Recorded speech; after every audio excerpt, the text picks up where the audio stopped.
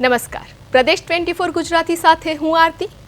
રક્ષાબંધનના આ ખાસ પર્વની પ્રદેશ 24 ગુજરાતીની ટીમ તરફથી આપ સૌને હાર્દિક શુભેચ્છાઓ। હરિયાળી અને સુયોજિત નગર રચનાનું અદ્ભુત પ્રતીક એટલે ગુજરાતનું પાટનગર ગાંધીનગર। આજે આ શહેર માત્ર વહીવટી કેન્દ્ર પૂરતું સીમિત નથી રહ્યું। ગિફ્ટ સિટી, મહાત્મા ગાંધી મંદિર અને વિશ્વસ્તરીય સંસ્થાઓ થકી વૈશ્વિક ઇનોવેશન હબ તરીકે ઉભરી આવ્યું છે। આવો જાણીએ ગાંધીનગરના નિર્માણ અને તેની ભવ્ય વિકાસ યાત્રા વિશે। ગાંધીનગર માત્ર એક પાટનગર નથી, પરંતુ દીર્ઘદ્રષ્ટિ અને આધુનિક શહેરી આયોજનનું જીવંત ઉદાહરણ છે। 6 દાયકાથી વધુ સમયની આ સફરમાં પોતાની આગવી હરિયાળી અકબંધ રાખીને આ નગરે વૈશ્વિક સ્તરના સ્માર્ટ સિટી તરીકે મજબૂત ઓળખ સ્થાપિત કરી છે। બિલ્ડિંગ કન્સ્ટ્રક્શન અને અનેકવિધ પ્રવૃત્તિઓ ગાંધીનગરમાં ખીલવા લાગી। એક સમયે જ્યારે ગ્રીનરી એટલે કે લીલોતરીવાળું ગાંધીનગર હતું, એ હવે ધીરે ધીરે સિમેન્ટ કોન્ક્રીટના જંગલોમાં પરિવર્તિત થવા છતાં આજની તારીખમાં પણ હરિયાળીને પ્રેમ કરતા લોકો ગાંધીનગરમાં વસી રહ્યા છે।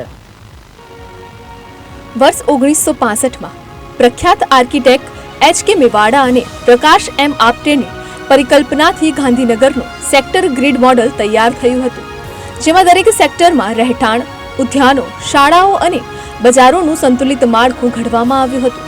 અડાલજ અને આંબાપુરની વાવ જેવા ઐતિહાસિક વારસાની સાથે IIT, NID અને નેશનલ ફોરેન્સિક સાયન્સ યુનિવર્સિટી જેવી સંસ્થાઓ થકી આ શહેર દેશનું અગ્રણી એજ્યુકેશન હબ પણ બન્યું છે।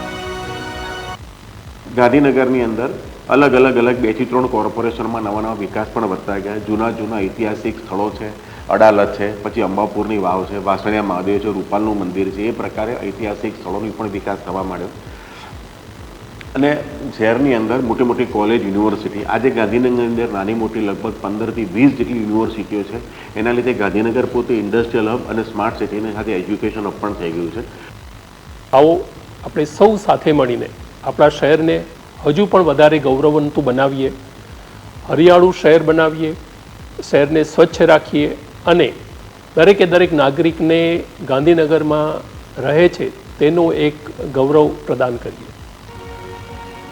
લગભગ 326 ચોરસ કિલોમીટરમાં વિસ્તરેલું ગાંધીનગર આજે સ્વચ્છતા, પહોળા માર્ગો અને હરિયાળા વાતાવરણ સાથે ગુજરાતના સુશાસનનું ગૌરવપૂર્ણ પ્રતીક છે। આયોજનબદ્ધ વિકાસ અને ઉત્કૃષ્ટ નાગરિક સુવિધાઓ આ સમનવ્ય ભવિષ્યની પેઢીઓ માટે સદાય પ્રેરણાદાયી રહેશે। બ્યુરો રિપોર્ટ, પ્રદેશ 24 ગુજરાતી।